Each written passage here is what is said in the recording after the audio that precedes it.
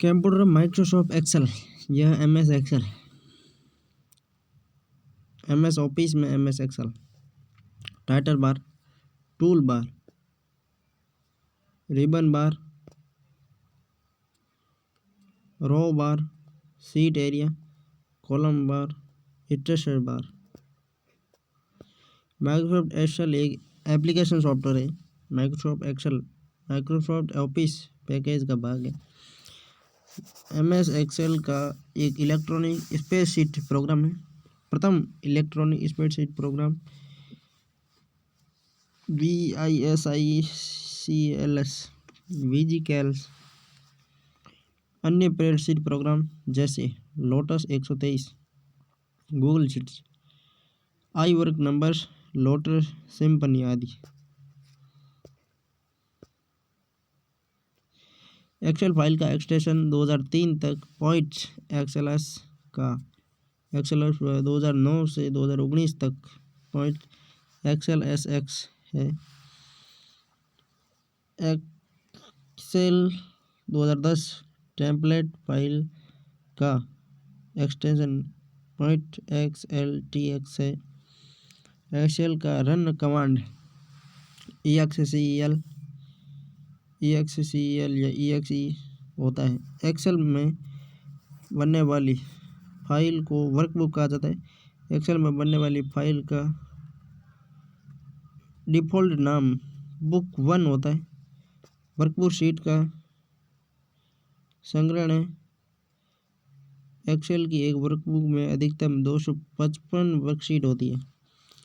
Workbook में worksheet के नाम शीट 1, 2, 3, 4 इस प्रकार होता है। आवश्यकता अनुसार वर्कशीट का नाम बदला भी जा सकता है। वर्कशीट के नाम में अधिकतम 31 अक्षर का हो सकता है। एक्सेल में वर्कशीट में टेबल के रूप में होती है जो अनेक सेल से बनी होती है। सेल के समूह को वर्कशीट कहा जाता है। रो व कॉलम के संगम को सेल कहा जाता है। रो व कॉलम के कटाव को सेल कहा जाता है। रो व कॉलम के प्रतिच्छेदन को सेल कहा जाता है। रो व कॉलम के एक्सटेंशन को सेल कहा जाता है। माइक्रोसॉफ्ट एक्सेल 2000, 2003, 2007, 2010, 2013 में एक वर्कबुक में बाई डिफ़ॉल्ट 3 वर्कशीट होती है, जबकि माइक्रोसॉफ्ट एक्सेल 2016, 19 और बाई डिफ़ॉल्ट 1 वर्कशीट होती है। माइक्रोसॉफ्ट एक्सेल 2010 की प्रत्येक वर्कशीट में कुल रो 10,48,576 व कुल कॉलम 16,384 होते हैं। रो अर्थात पंक्तियाँ हॉरिजॉन्टल रूप में होती है। रो का नंबर 1, 2, 3, 4 और आगे यह चलते रहता है 10,48,576 के रूप में होता है। जहाँ पर रो के नंबर प्रदर्शित होते हैं उसे रो हेडर या रो बार कहा जाता है। पहली रो का नंबर 1 व अंतिम रो का नंबर 10,48,576 होता है। रो को हाइड करने की शॉर्टकट कीज Ctrl+9 होती है। रो का डिफ़ॉल्ट लंबाई 12.75 PT होती है। कॉलम अर्थात स्तंभ वर्टिकल रूप में होते हैं। कॉलम ABCDXFD के रूप में होता है। जहाँ पर कॉलम का नाम प्रदर्शित होते हैं उसे कॉलम हेडर या कॉलम बार कहा जाता है। पहले कॉलम का नाम ए व अंतिम कॉलम का नाम XFD होता है। कॉलम को हाइड करने की शीट Ctrl+O है। कॉलम की डिफ़ॉल्ट ऊंचाई 8.43 फीट होती है। वर्कशीट में एक साथ एक से अधिक सेल का चयन सेल्स रेंज कहलाता है।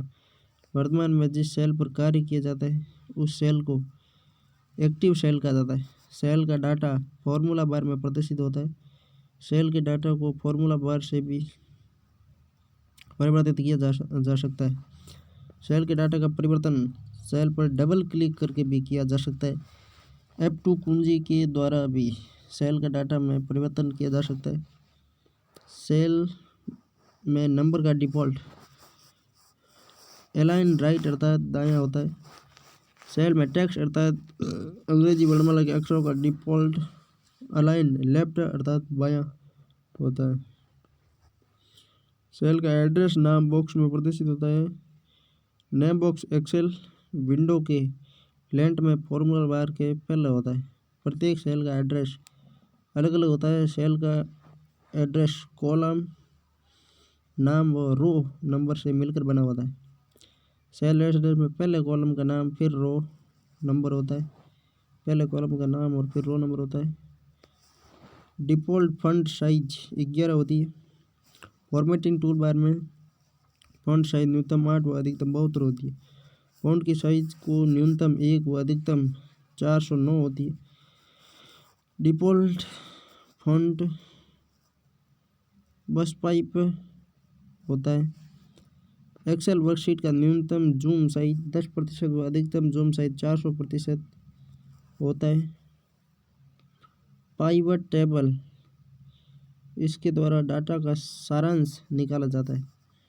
एक्सेल में जटिल डेटा अर्थात जो डेटा आसानी से समझ नहीं आई उसका विश्लेषण करने हेतु पाइवट टेबल का प्रयोग किया जाता है। अगला है माइक्रोसॉफ्ट ऑफिस में MS Excel chart. Excel chart Excel worksheet के डाटा को ग्राफिक्स के रूप में प्रस्तुत करने व तुलना करने के लिए चार्ट का प्रयोग किया जाता है। एक्सेल में चार्ट बनाने के लिए F11 फंक्शन कुंजी का प्रयोग किया जाता है। एक्सेल चार्ट से संबंधित तत्व निम्न है। Chart area, plot area, chart title, अक्ष, ग्रिड लाइन्स, संकेत, डेटा लेबल और डाटा श्रृंखला। चार्ट एरिया चार्ट बनाने के लिए काम में लिया जाने वाला कुल एरिया। प्लॉट चार्ट एरिया के बाद में प्लॉट एरिया डेटा को चार्ट के रूप में प्रदर्शित करने के लिए जो क्षेत्र होता है उसे प्लॉट एरिया कहता है। चार्ट टाइटल चार्ट के दोनों अक्षों के शीर्षक होते हैं जो ये बताते हैं कि अक्षों के मानों का अर्थ क्या है। अक्ष प्रत्येक चार्ट के 2 अक्ष होते हैं जिन्हें एक्स अक्ष व वाई अक्ष कहा जाता है। एक्स अक्ष ये अक्ष वर्टिकल अर्थात क्षैतिज के रूप में होता है जिसे कैटेगरी अक्ष भी कहा जाता है। वाई अक्ष ये हॉरिजॉन्टल अर्थात ऊर्ध्वाधर रूप में होता है जिसे वैल्यू अक्ष भी कहा जाता है। ग्रिड लाइंस ये हॉरिजॉन्टल व वर्टिकल रूप में होती हैं जिनके माध्यम से प्रत्येक डाटा श्रेणी की मानों का स्तर पता चलता है।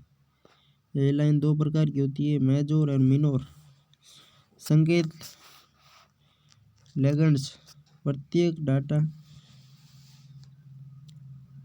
श्रेणी के लिए एक संकेत होता है जो चार्ट में दिखाया जाता है अर्थात इसके माध्यम से चार्ट में विभिन्न प्रकार के कॉलम, रेखाओं, बिंदुओं एवं रंगों का अर्थ बताया जाता है। डेटा टेबल ये एक साधारण टेबल होती है जिसमें सभी डेटा श्रेणियों के मान दिखाए जाते हैं। डेटा टेबल इसके द्वारा डाटा श्रेणी के वैल्यू के बारे में अतिरिक्त सूचना प्राप्त होती है। डेटा सीरीज चार्ट में जिन वैल्यू समूह को प्रदर्शित करना होता है उसे डेटा सीरीज कहा जाता है। अब ये ग्रिड लाइन है सब यहाँ मिल जाएगी आपको। Y axis title, chart title, data, grid line, plot area, data series, X axis, chart area, legend और Y axis value.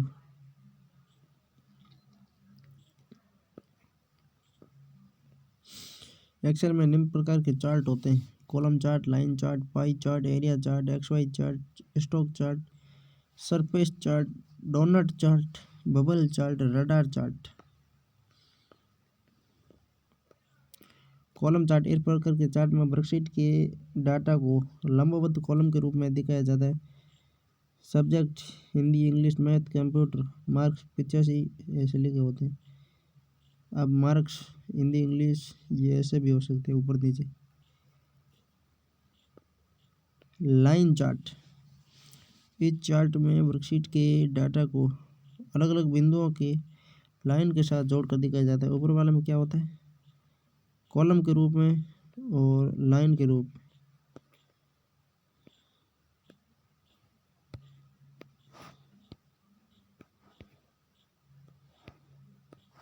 Pie chart, इसमें डाटा को वर्त के अलग अलग भागों के रूप में प्रदर्शित किया जाता है। प्रत्येक भाग का आकार उसके मान के अनुपात में होता है। वह स्थिति जिसमें सापेक्षिक अनुपात या पूर्व में किसी वस्तु का कितना योगदान है प्रदर्शित करना होता तो पाई चार्ट उपयोगी होता है। पाई चार्ट 100% तक जोड़ने वाले प्रतिशत दर्शाता है। ये देख लो ऐसा पाई चार्ट 100% तक जोड़ने वाले पाई चार्ट 100% जोड़ने वाले प्रतिशत दर्शाता है। बार चार्ट कैसा है देख लेना, ये बार ऐसे चलता है।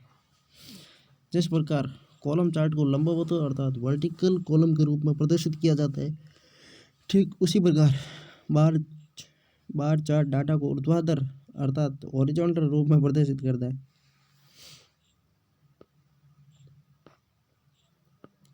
एरिया चार्ट, लाइन चार्ट व एरिया चार्ट एक समान होते हैं, लेकिन अंतर केवल ये होता है कि एरिया चार्ट में लाइनों के नीचे का क्षेत्र अलग अलग रंगों से भरा होता है। डोनट चार्ट, ये चार्ट पाई चार्ट के समान होता है। इस प्रकार के चार्ट में एक से अधिक डाटा सीरीज को प्रदर्शित किया जाता है। ये देख लो ऐसे डोनट बनाए होते हैं, अलग अलग भागों में विभाजित किया जाता है। बबल चार्ट,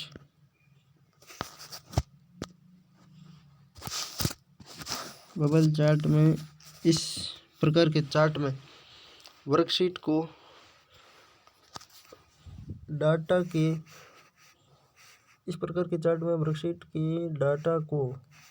बुलबुले के अलग अलग आकार के रूप में दर्शाया जाता है। ये देख लो बुलबुला दर्शाया गया। अब रडार चार्ट,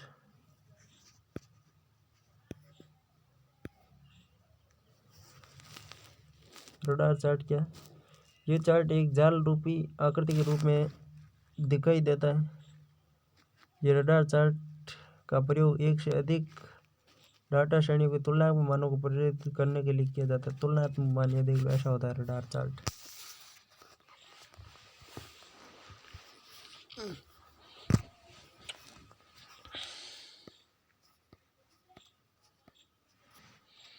सरफेस चार्ट, मतलब चार्ट के भी इतने प्रकार होते हैं, हमें तो कुछ पता ही नहीं। जब दो डाटा के मध्य निकटतम संयोजन खोजना होता है तब सरफेस चार्ट उपयोगी होता है। जैसे स्थलाकृति मानचित्र में रंग पैटर्न उन क्षेत्र को दर्शाते हैं जिसके मान समान श्रेणी के होते हैं। स्टॉक चार्ट, ये स्टॉक मार्केट से संबंधित डाटा में होने वाले उतार चढ़ाव को प्रदर्शित करने के लिए किया जाता है। डेट पे लिखी चलती है और सब कुछ चलता रहता है, हाई लो और क्लोज।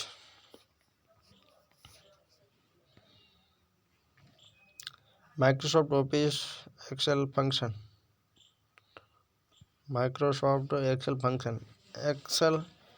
फंक्शन, एक्सेल में पूर्व निर्धारित फार्मूला का फंक्शन कहा जाता है। एक्सेल में फंक्शन का प्रयोग करने से पहले बराबर चिन्ह का प्रयोग किया जाता है। एक्सेल में इंसर्ट फंक्शन बॉक्स ओपन करने का शॉर्टकट शिफ्ट प्लस F3 होता है।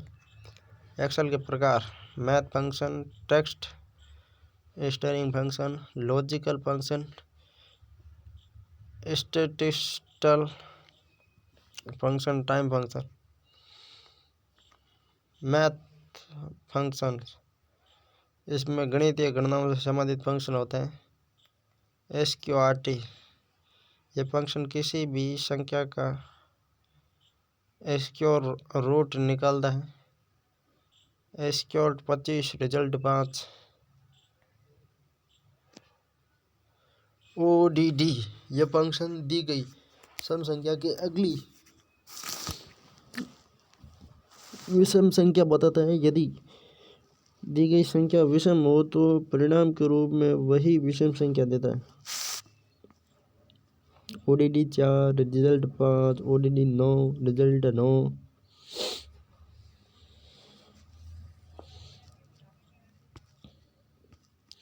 इवन ये फंक्शन दी गई संख्या की अगली सम संख्या बताता है। यदि दी गई संख्या सम हो तो परिणाम के रूप में वही विषम संख्या देता है। 5 के बाद में 6 और 10 के बाद में 10।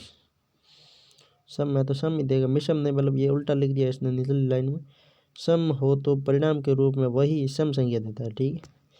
यानी इवन का मतलब है 5 या आगे वाली सम देगा, यदि सम है तो सम ही वापस दे देगा। मोड ये फंक्शन दी गई संख्या का शेषफल बताता है। जैसे 25 और 10 का शेषफल 5 होता है। 10 का भाग 2 बार गया और शेष बचा 5।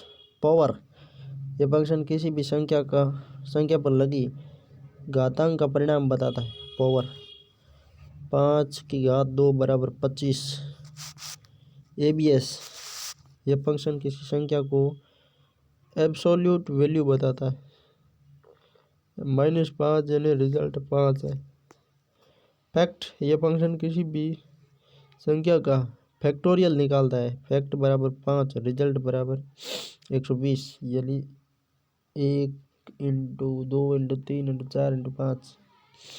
फैक्टोरियल ऐसे निकलता है, कैसे निकलता है? INT यह फंक्शन केवल पूर्णांक अंकों को बताता है। 125.25 रिजल्ट 125 केवल पूर्णांकों को बताता है, ठीक है। प्रोडक्ट ये फंक्शन संख्याओं का गुणनफल निकालता है। Product A1 A2 result 10। Product 5 यानी 25 संख्याओं का गुणनफल निकालता है। टेक्स्ट स्टेरिंग फंक्शन इस प्रकार के फंक्शन टेक्स्ट अर्थात अंग्रेजी वर्णमाला के अक्षर तथा अंकों के साथ प्रयोग किया जाता है। अपर यह फंक्शन अंग्रेजी वर्णमाला के छोटे अक्षरों को बड़े अक्षरों में बदलता है। अपर कंप्यूटर लगाते ही कंप्यूटर मोट हो जाए। लोअर यह फंक्शन अंग्रेजी वर्णमाला के बड़े अक्षरों को छोटे अक्षरों में बदलता है। लोअर को कंप्यूटर लिखते ही बस वापस रिजल्ट में कंप्यूटर कर देगा। प्रॉपर यह फंक्शन अंग्रेजी भाषा के किसी वर्ड का पहला अक्षर कैपिटल कर देता है। प्रॉपर लिखते ही सब बड़े और कंप्यूटर वाला छोटा हो गया। लैन यह फंक्शन अंग्रेजी वर्णमाला के छोटे अक्षरों को बड़े अक्षरों में बदलता है। लैन कंप्यूटर लिखते ही 8। कुछ तो गड़बड़ है भाई।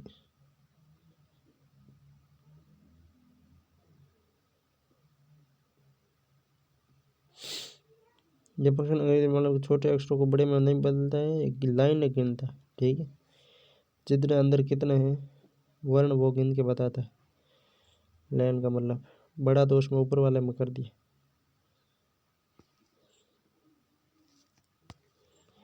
लेफ्ट ये फंक्शन दी गई संख्या के अनुसार वर्ड के लेफ्ट साइड के अक्षरों को प्रदर्शित करता है, उल्टा पुल्टा करता रहता है। कंप्यूटर किंग 8 कंप्यूटर बता दिया। राइट ये फंक्शन दी गई संख्या के अनुसार वर्ड के राइट साइड के अक्षरों को प्रदर्शित करता है। किंग यदि दो एक साथ लिखे हुए तो लेफ्ट दबाते ही लेफ्ट वाला शब्द बताएगा, राइट बताते राइट वाला शब्द बताएगा। MID ये फंक्शन किसी वर्ड के मध्य के अक्षरों को प्रदर्शित करता है। मिड लगाते राकेश कुमार सैनी है तो कुमार बता दे। टाइम ये फंक्शन किसी वर्ड के लेफ्ट व राइट साइड के स्पेस को हटाता है। टाइम कंप्यूटर लिखते ही कंप्यूटर 9।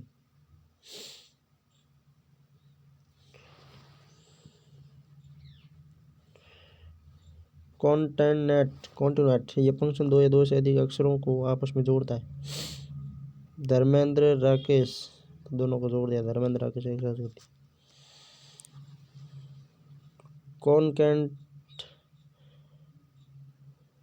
कॉनकैटनेट ये फंक्शन दो या दो से अधिक अक्षरों को आपस में जोड़ता है, धर्मेंद्र राकेश।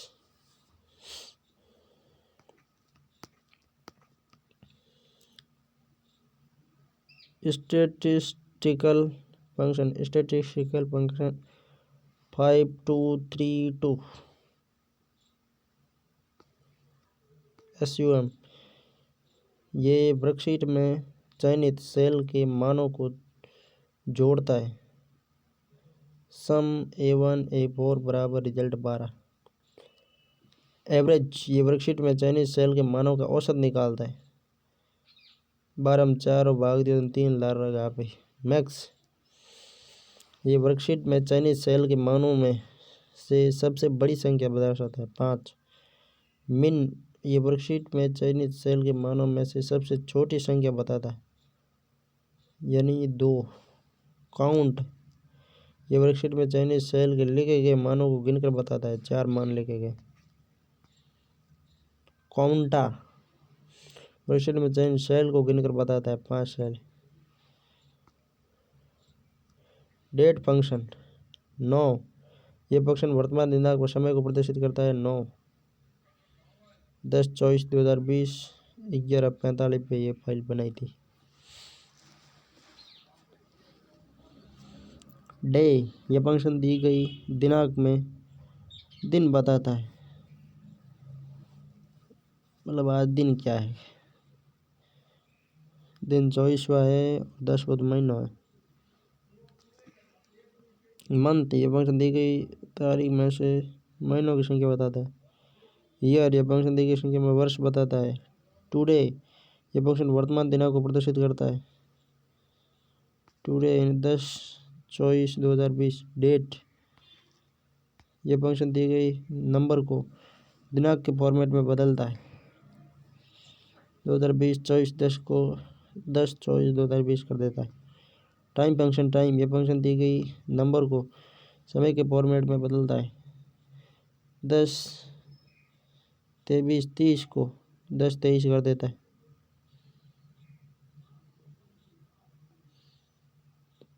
सेकंड यह फंक्शन दी गई समय में से सेकंड बताता है, 10 सेकंड हुए। 10:45 10 सेकंड हुआ ऊपर। मिनट ये फंक्शन दी गई दिनांक में से मिनट को प्रदर्शित करता है, 10:45 10 जब मिनट 45 हुए। आवर्स ये फंक्शन दिए गए समय में से घंटे के अंकों को प्रदर्शित करता है, 10 घंटे हुए।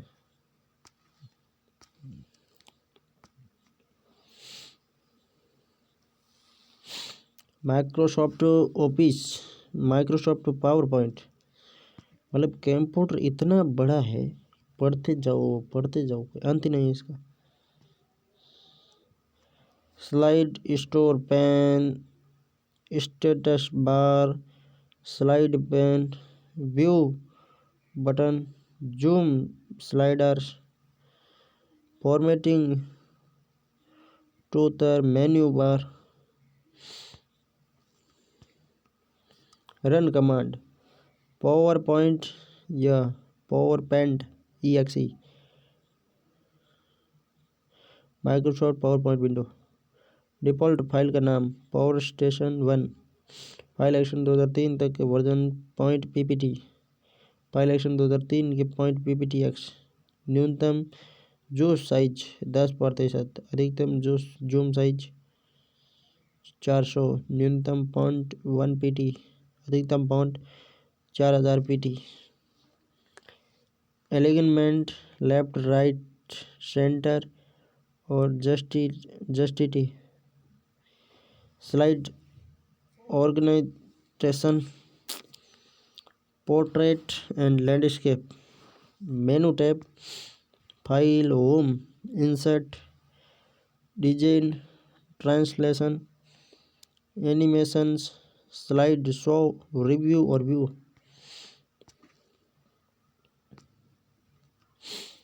नया स्लाइड प्रेजेंटेशन में नई स्लाइड जोड़ता है।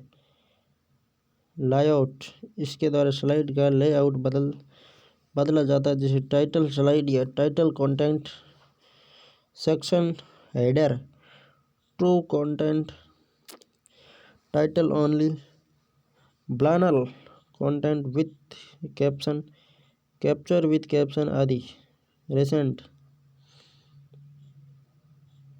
ये स्लाइड में किए गए बदलाव को डिफ़ॉल्ट सेटिंग में बदल देता है। पोजीशन, साइज, फॉर्मेटिंग आदि। सेक्शन, इसके द्वारा स्लाइड के साथ सेक्शन को जोड़ा जाता है। ट्रांसलेशन टैब की निम्न कमांड है। Cut, fade, push, wipe, speed.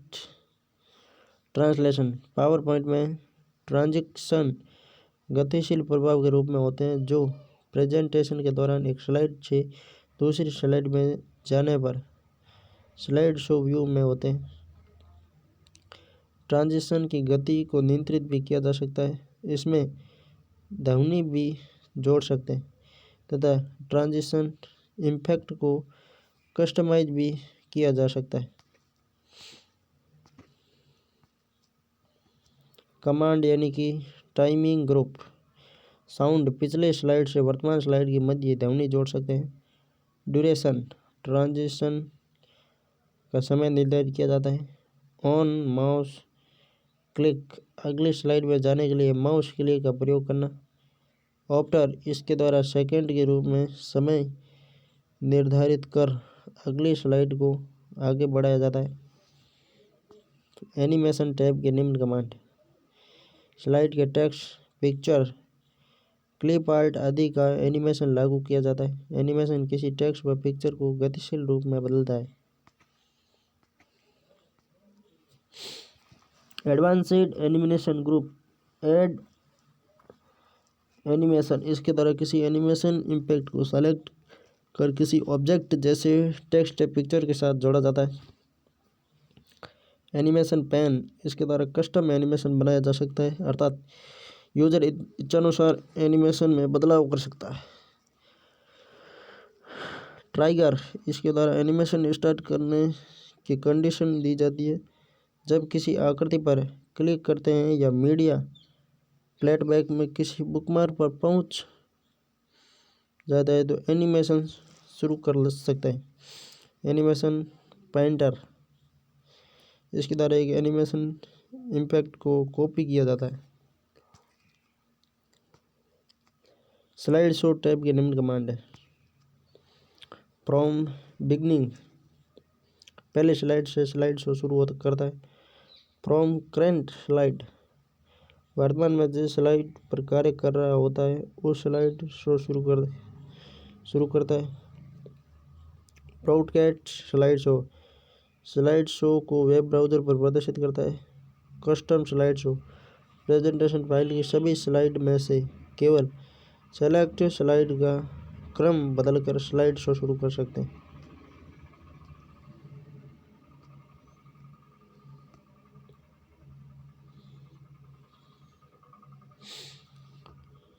Setup group, setup slide show में स्लाइड शो के लिए एडवांस ऑप्शन सेट कर सकते हैं, जैसे kiosk mode, slide high slide presentation में वर्तमान स्लाइड को छुपाता है।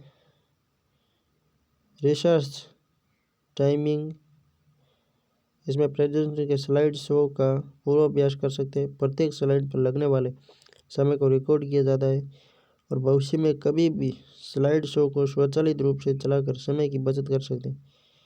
रिकॉर्ड स्लाइड शो, रिकॉर्डिंग शुरू करने या रिकॉर्ड किए गए समय को हटाने के लिए इस कमांड का प्रयोग किया जाता है। मॉनिटर्स ग्रुप, कहाँ पे लिखा हुआ मॉनिटर ग्रुप?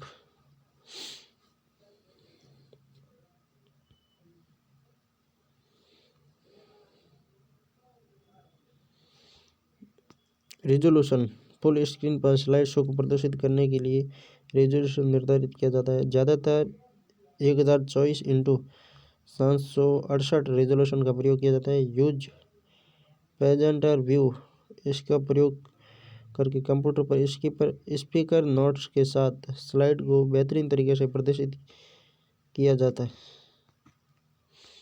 व्यू टैब के निम्न कमांड है। स्पेलिंग एंड ग्रामर, इसके द्वारा स्लाइड में स्पेलिंग व ग्रामर संबंधी त्रुटि की जांच की जाती है। यदि स्लाइड में किसी शब्द के नीचे लाल रंग की रेखा है तो उसमें स्पेलिंग की त्रुटि और हरे रंग की रेखा है तो ग्रामर की त्रुटि। रिसर्च, ये किसी शब्द से संबंधित कंटेंट बताता है जो डिक्शनरीज व एनसाइक्लोपीडियाज में हो। थेसर्स, किसी शब्द के समानार्थक शब्द प्रदर्शित करता है। टेंसर्स। ट्रांसलेट, किसी शब्द या पैराग्राफ को अलग अलग भाषाओं में अनुवाद करता है। नेव कमेंट, किसी शब्द, लाइन या पैराग्राफ के संदर्भ में कोई अतिरिक्त सूचना लिखनी हो तो इस कमांड का प्रयोग करके टिप्पणी के रूप में लिख सकते हैं। व्यू टैब के निम्न कमांड।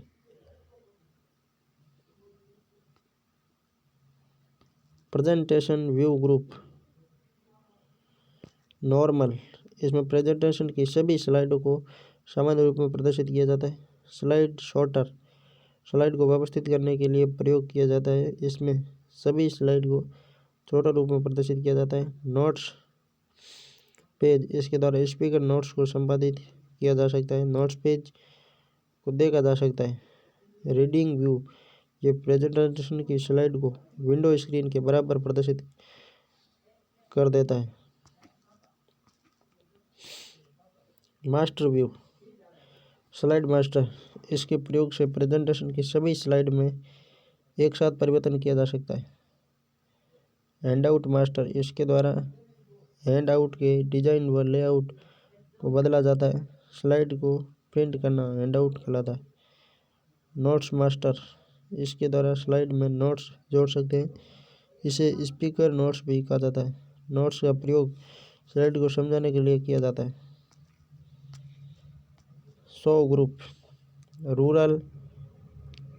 रूलर बार को शो या हाइड करता है। रूलर बार का प्रयोग मार्जिन निर्धारित करने के लिए किया जाता है। ग्रिड लाइनर्स, सभी स्लाइड पर बैकग्राउंड के रूप में क्षैतिज व ऊर्ध्वाधर रूप में हल्के काले रंग की रेखाएं प्रदर्शित करता है, जिस प्रकार किसी ग्राफ बुक में होती है। जूम ग्रुप,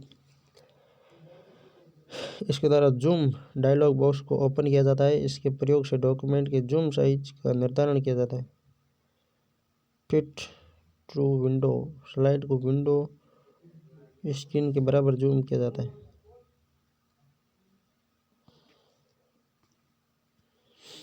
कलर, प्रेजेंटेशन को रंगीन मोड में प्रदर्शित करता है। ग्रे स्केल, प्रेजेंटेशन को ग्रे स्केल मोड में प्रदर्शित करता है। ब्लैक एंड वाइट, प्रेजेंटेशन काले व नीले रंग में प्रदर्शित करता है। काले सफेद। विंडो ग्रुप, नया विंडो, वर्तमान में ओपन प्रेजेंटेशन फाइल के समान कंटेंट का एक नया अन्य duplicate power point window open हो जाता है। अरेंज ऑल, सभी ओपन पावर पॉइंट विंडो को एक साथ प्रदर्शित करता है। कैस्केड, ओपन विंडो को स्क्रीन पर ओवरलैप करता है। स्विच विंडो, जब एक से अधिक पावर पॉइंट विंडो ओपन हो तो एक पावर पॉइंट विंडो से किसी दूसरे पावर पॉइंट विंडो में स्विच किया जाता है, अर्थात एक पावर पॉइंट विंडो से दूसरे पावर पॉइंट विंडो में ट्रांसफर हो सकते हैं।